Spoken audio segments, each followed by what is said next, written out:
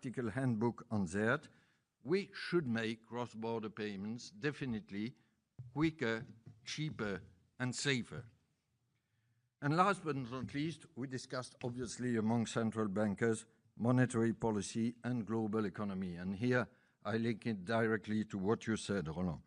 It was in a broadened circle with our South Korean, Indian, and Kenyan colleagues.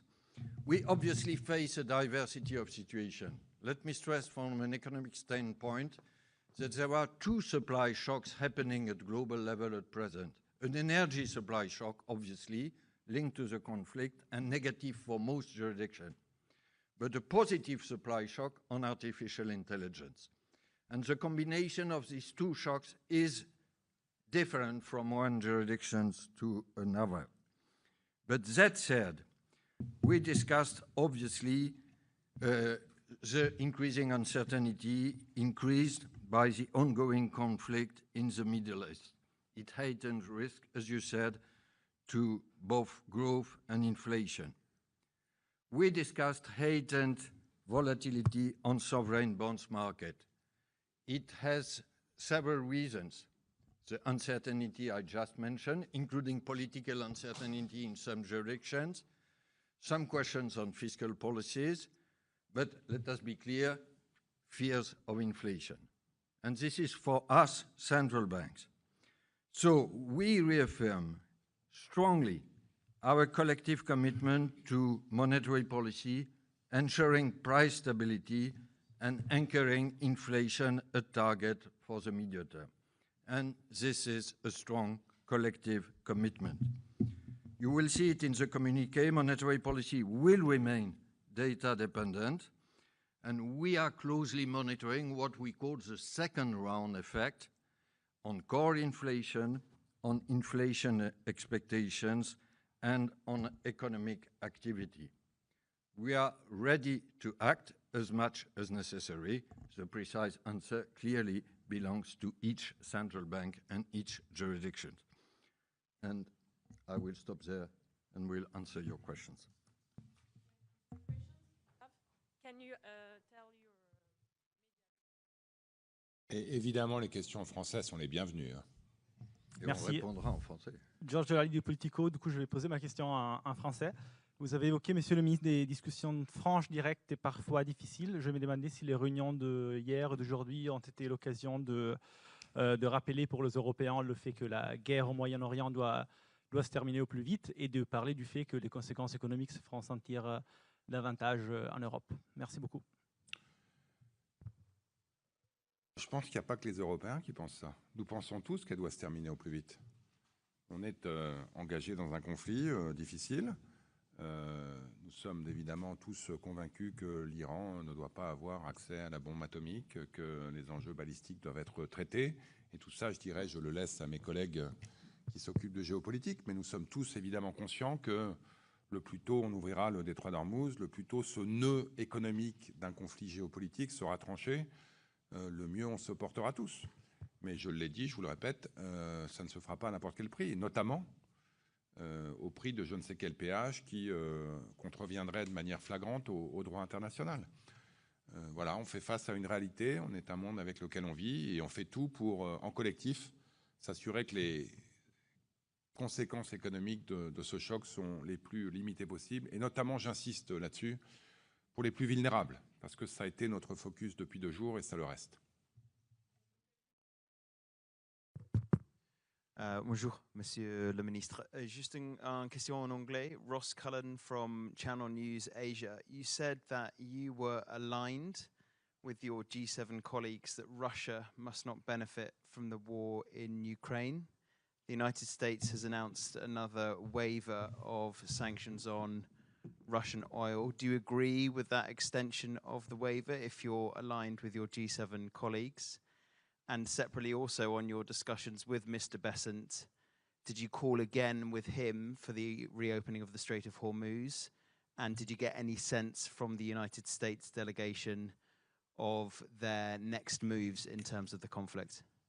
Thank you. Well, we all agree, Scott Bessent included, that we should open the Strait of Hormuz as soon as possible, not at any cost, and certainly free of charge.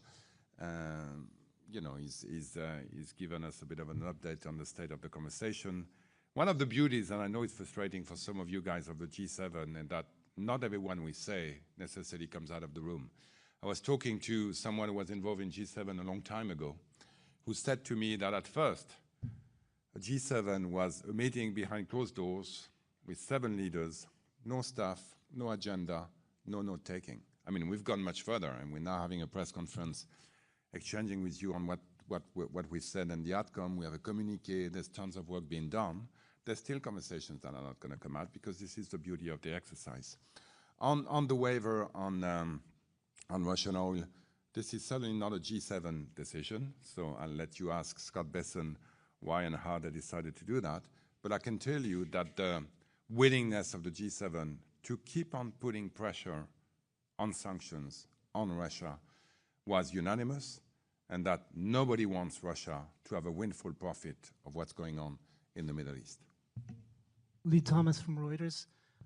You mentioned domestic measures to address the unsustainable macro imbalances. What precisely do you have in mind, and how can having the IMF and the OECD track those make a difference? And then secondly, on the critical materials, have you sort of narrowed the options on the common toolbox? What are the concrete steps that you're going to take going forward? So on the global imbalances, I think we all understand that it's not about finger pointing. It's not about telling you should do this or you should do that. And suddenly we all reply to our parliaments, I don't want to go to the French parliament telling them that the G6 has told the 7th number, which is me, to do this and that. The idea, and I know it's a conversation that requires a change of mindset, not a mindset that thinks that in every conversation there's a winner and there's a loser, but that we can have conversations together where together we can win-win. And that's what the IMF analysis, and that's what Ellen Red's economist group has brought to the table as well, which is at the end of the day, if each of us does the right thing, we'll all together be better off. I said very simply, Europe needs more investment. I said very simply, China needs more consumption. And I said very simply, the US deficit needs to go down. Well, guess what? When you talk to these people, every one of us says that we should do it. The question is, can we have a way of doing this together, coordinating ourselves, doing it simultaneously? Because everyone around the table admits that if we do it together, it's going to be more efficient. And that requires a conversation that hasn't happened yet. There's been lots of bilateral discussions. The president would like to, my president, Emmanuel Macron, would like to engage with all the actors, and including China, that wasn't here today, but also Brazil, India, some countries of Africa, Europe, the US and others, Canada and others, to make sure that together we can find a roadmap. And hopefully this is going to happen between now and Evian. We're not there yet, but we had great productive conversation on this. On the raw material and critical mineral acts, the way I would describe the Lego we're trying to build is threefold. One, the International Energy Agency was created in the 70s, faced with, at that time, a big oil shock that made us realize that we didn't have the tools to follow the market, to understand where inventories were, to understand where vulnerabilities were. So we want to be able, together, as a G7, to follow that market. We're probably going to call that a task force. The idea is not to build a new agency. The IEA is doing a great job. The OECD is doing a great job. But we want to be able to monitor the market, to understand them, to understand where stockpilings are missing, to make sure that we are able as a group to say, okay, the market's okay, no need to act. Or the market's not okay, and there's one of those markets where we need to act. Two, there's discussions on agreements that could take different ways, that are taking place at the initiative of the US, that could look at different ways and tools of addressing market inefficiencies. There could be price floors, there could be tariffs, there could be quotas, and this is an ongoing work that hasn't completely landed yet. But three, I think most importantly, we need to show that together we are able to change the conversation, make things happen on the ground, that are changing the balance of power for those rare earths that are becoming critical to electrification. 2 weeks ago, I was in the southwest of France, looking at a factory that's been financed by US, Japan, and France, that's going to recycle and produce 10% of the rare earth we need in the world, in Pau, in Lac, in the southwest of France. And those 10% are going to be half of taken by Japan. This is, again, what you call, Francois, multilateralism on the ground, pragmatic multilateralism. We are showing the ground that we can produce alternative to a market for which it has to be acknowledged we have a monopoly today from one country. If I may add one word on the part of the question referring to domestic measures, if I got it rightly, Lee. There was unanimous agreement around the table that such measures should be, you remember the famous triple T, targeted, temporary, and tailored. Unanimous agreement. Can I add two practical observations? First, so far, and the IMF has an IMF tracker, measures taken past jurisdictions, I don't say they all perfectly comply with the 3 Ts, but such measures are much more limited than after 22, and rightly so, if you look at the quantum compared to GDP. And may I add, Mr. Minister, a remark for France as a very independent central banker. So far, I think the sober answer by the French authorities is welcome in this period. Because we all know if we don't respect the triple T, it creates fiscal problem, obviously, but it was reminded yesterday, it increases oil demand globally. And this is exactly the contrary of what we should do. Yeah, thank you so much. Susumu Sakamoto from the Asahi Shimbun, Japanese media. Regarding the food security, have you discussed any specific measures, including setting the corridor for fertilizer? Yeah, I mean, as you know, that was one of the US ideas that was brought forward at the G20 in Washington about a month ago. This is one of the options we could look at. We have to make sure that the most vulnerable countries, it's cropping season there, cannot be durably affected by the crisis on fertilizers. So this could be one of the options. There's other options in terms of diversification of supply and maybe stock depiling that could happen as well.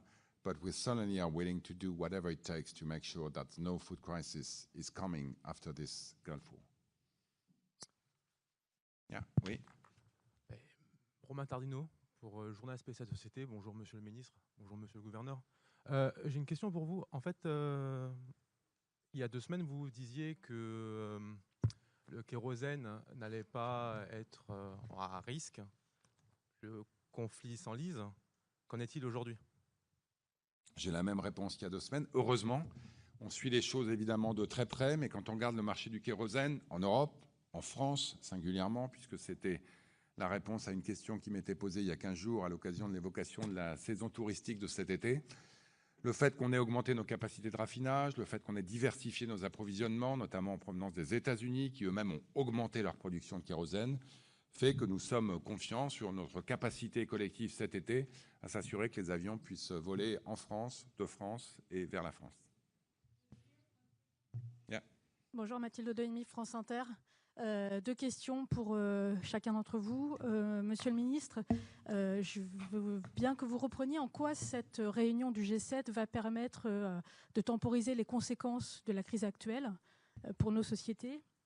Et monsieur le gouverneur, est-ce que le fait d'avoir vu tous les banquiers centraux vous a permis d'arrêter une décision ou des avancées en vue des réunions futures de juin, sachant que tout le monde avait décidé de temporiser?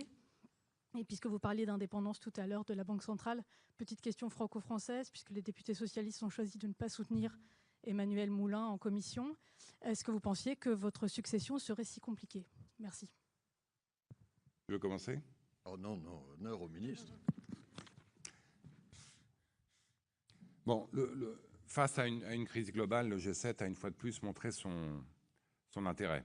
À la fois, je dirais, entre nous 7, mais aussi au-delà. Les discussions qu'on a eues avec nos amis kenyans, nos amis indiens, nos amis brésiliens, puis avec nos amis du Golfe au déjeuner, nous ont montré que la meilleure manière de gérer cette crise, c'était de se concentrer sur les plus vulnérables. des mesures à taille unique qui concerneraient tout le monde, y compris ceux qui n'en ont pas besoin, que ce soit des secteurs, que ce soit des ménages, que ce soit des pays, serait évidemment une mauvaise manière de répondre à cette crise. Pourquoi ? C'est ce qu'on appelle une crise d'offres, un choc d'offres. On manque du jour au lendemain d'une partie du pétrole mondial. Et si on répond globalement en subventionnant massivement la demande, on va se retrouver avec un déséquilibre encore plus marqué. Et donc ce consensus autour de notre capacité collective à identifier les plus vulnérables et à diriger nos mesures vers eux, c'était évidemment un des éléments concrets de ce G7. Mais surtout, nous avons, avec le FMI, avec la Banque mondiale, identifié ces plus vulnérables. Et nous avons en tête un certain nombre de pays aux côtés duquel il va falloir être de manière très concrète, avec des instruments qui existent, au service du Fonds monétaire et de la Banque mondiale, pour les aider. On a des pays aujourd'hui, l'Irak par exemple, qui est un pays qui dépend cruellement de ses ressources de pétrole et qui aujourd'hui est évidemment incapable de les exporter. Nous devons focaliser nos mesures sur le soutien à l'Irak. Évidemment, le Fonds monétaire et la Banque mondiale travaillent. Donc de manière très concrète aujourd'hui, au-delà des enjeux de sécurité alimentaire dont je parlais tout à l'heure, ce G7 nous a permis de prioriser, de séquencer et de focaliser notre aide sur ceux qui en ont le plus besoin. Sur vos deux questions, je vais commencer par la dernière. Vous n'allez pas être surpris par ma réponse. Concernant la nomination de mon successeur, il y a une procédure qui est prévue par la Constitution et les lois de la République. Elle se déroule, laissons-la se dérouler. Et effectivement, il y a les auditions parlementaires demain. La Banque de France n'a fait aucun commentaire, ni votre serviteur, depuis le début de cette procédure. Elle n'a pas à en faire. Alors, en ce qui concerne la politique monétaire et les rencontres entre banquiers centraux, nous n'avons pas eu, je l'ai dit tout à l'heure, de discussion pays par pays ou région par région concernant la zone euro. Alors, il se trouve que je ne participerai pas, étant parti, à la prochaine réunion des conseils des gouverneurs de début juin à laquelle vous faites allusion. Je veux simplement redire deux choses. La première, c'est la volonté générale, je le rappelais tout à l'heure, d'agir dans toute la mesure nécessaire pour ramener l'inflation à sa cible de 2% dans notre cas, à moyen terme. Ça veut dire agir et non pas surréagir, ça veut dire disposer des informations en ce qui concerne les effets de second tour, l'inflation sous-jacente, les anticipations d'inflation, notamment des ménages et des entreprises, les salaires, mais nous serons prêts à agir comme il le faut parce que nous avons une obligation de résultat. Les ménages et les entreprises français et européens peuvent nous faire confiance pour assurer cet ancrage de l'inflation à 2%. Je le redis très fortement. L'autre chose, si vous me permettez une remarque un peu plus spécifique sur le débat européen, mais je n'irai pas plus loin, je crois qu'il ne faut pas focaliser le débat seulement sur le calendrier. Vous permettez de le dire avec un sourire, quand on était au mois d'avril, c'était qu'est-ce que vous allez faire 20 avril. Maintenant, c'est qu'est-ce que vous allez faire début juin. Je vais le dire en anglais parce que ça s'y prête mieux. The main question is not about the date, it's about data. Pas un calendrier, mais des données. J'ai dit à l'instant quels sont les éléments de notre fonction de réaction liés au second tour. Après, ce sera au Conseil des gouverneurs les 9 et 10 juin de décider selon ces données. On prend une dernière question peut-être ? Oui. Dernière question ? Allez-y. Bonjour, merci beaucoup. Marie Viennot, France Culture. Est-ce que vous avez parlé, parce que vous nous dites que tout le monde était d'accord pour dire que le multilatéralisme, vraiment, c'était la solution. Est-ce que vous avez parlé du commerce et notamment de la politique américaine qui n'a pas été très coopérative l'année dernière? Est-ce que c'est un sujet qui a été abordé et quelles solutions vous y voyez? Et quand vous nous parlez d'actions concrètes, vraiment, il faut qu'on need to take action, tout ce que vous dites, etc. Donc là, vous nous donnez l'exemple, par exemple, de l'aide du FMI et des pays qui pourraient être... Mais est-ce que vous avez d'autres exemples à nous donner? Puisque vous parlez notamment des engrais, que c'est la saison où justement on en a besoin. Et est-ce qu'il faut attendre le G7 d'Évian en juin pour avoir vraiment la traduction concrète de ce que vous nous dites, ou déjà aujourd'hui il y a des choses qui ont été décidées, ou alors en fait ce que vous nous amorcez, tout ce qui va être concret en juin. Merci. Peut-être pour répondre de manière un peu simpliste peut-être à votre question, l'idée de ce G7 Finance, c'était un peu de faire la passe décisive à nos leaders. C'est vrai qu'un certain nombre de sujets importants sont en passe d'être finalisés, mais parce que le président de la République a souhaité que ces sujets soient abordés au plus haut niveau parce qu'il concerne des sujets extrêmement importants, parce qu'il concerne aussi l'avenir du monde. Nous avons, je pense, pas mal avancé le travail de manière à ce que nos leaders puissent, je l'espère en tout cas, le conclure sur des sujets aussi importants, très concrètement, que les minerais critiques, que le règlement des déséquilibres globaux, qui peut parfois apparaître un peu théorique. Mais si la France a perdu des dizaines d'usines ces 30 dernières années, c'est du fait de ces déséquilibres globaux. Si aujourd'hui les marchés financiers, je ne veux pas dire qu'ils nous inquiètent, mais en tout cas ils nous occupent et parfois même ils nous préoccupent, c'est en grande partie du fait de ces déséquilibres globaux. Donc il est important évidemment d'avoir tout ça en tête et les leaders trancheront. Sur le commerce international, bon, d'abord je ne suis pas sûr que tout le monde considère que le multilatéralisme soit la solution à tout. Ça c'est ma conviction. Je pense que cette réunion a montré qu'effectivement, sur tous les sujets, au fond, plus on parle, mieux on est. Et je pense, y compris d'ailleurs les États-Unis, qui nous ont par exemple remerciés quand on a libéré les stocks stratégiques au mois de mars de manière collective, reconnaissent quand même que parfois ça peut aider. Est-ce que ça veut dire qu'on est d'accord sur tout? Non. Sur le commerce international, c'est une des questions que vous évoquez. Évidemment, nous ne sommes pas d'accord. Et dès qu'il faut rappeler à Scott Bessent que je ne suis pas d'accord avec lui sur l'utilisation des tarifs dans la correction des équipes globaux, je vous rassure, je le fais. Mais une fois qu'on ait ces désaccords, notre capacité collective à trouver des lieux où on peut se mettre d'accord, où on peut avancer ensemble, on peut même parfois essayer de se convaincre qu'on peut avancer ensemble, sont évidemment les bienvenus. C'est pour ça que le G7 avait été créé dans les années 70, à un moment d'un autre choc pétrolier, à un moment d'un autre conflit mondial. On continue à le faire et je suis très heureux de voir qu'au fond, ça fonctionne. Merci beaucoup. Merci à toutes. On continue avec la conférence No Money for Terror, une conférence très importante. François l'a dit, on a de manière très concrète au coin de nos rues souvent des matérialisations très réelles. On a 75 délégations présentes ici pour s'assurer que le financement illicite des activités illégales ne soit plus dans le monde, y compris avec les outils modernes. Merci. Pour la suite, for the next steps, just so if you want to go to the briefing just after, you can follow Juliette in the meeting room where you are gathered. If you want to go to the doorstep of the NMFT conference for the doorsteps, you can follow Elvire over there, which is at the entry, okay? If you want to, for the briefing, we will send you the text. So if you are not here, you will have the text.